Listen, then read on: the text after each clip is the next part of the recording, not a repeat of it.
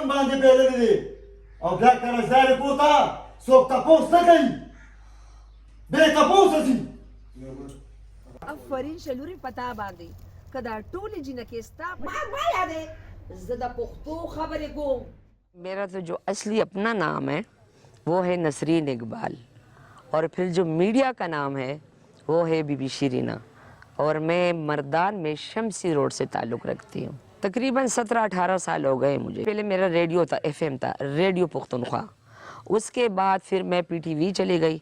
اس میں پہلا ڈرامہ جو میرا تھا وہ تھا ہم تو پشتوں میں اس کو پڑھونے کہتے ہیں جو اوڑھنے والی چادر ہوتی ہے جو یہاں سے لے کے یہاں تک عورت چھپی ہوئی ہوتی ہے.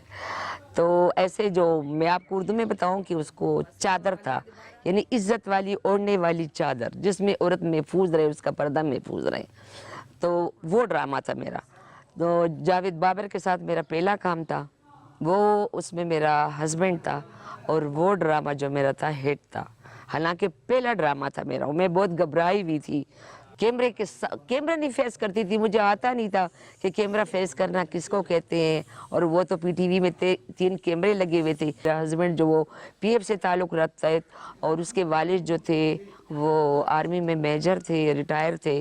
ان تک خبر پہنچی. انہوں نے مجھے بلایا. بڑی ڈانٹ ہوئی کہ اچھا اب تم ہماری پگڑی اچالو گی یہ کرو گی وہ کرو گی. خیر میں چپ رہی. یہ میں نے نہیں بتایا کہ بھئی 2-3 قسطیں تو میں نے کی ہیں اب اللہ خیر کرے آگے کیا ہوگا.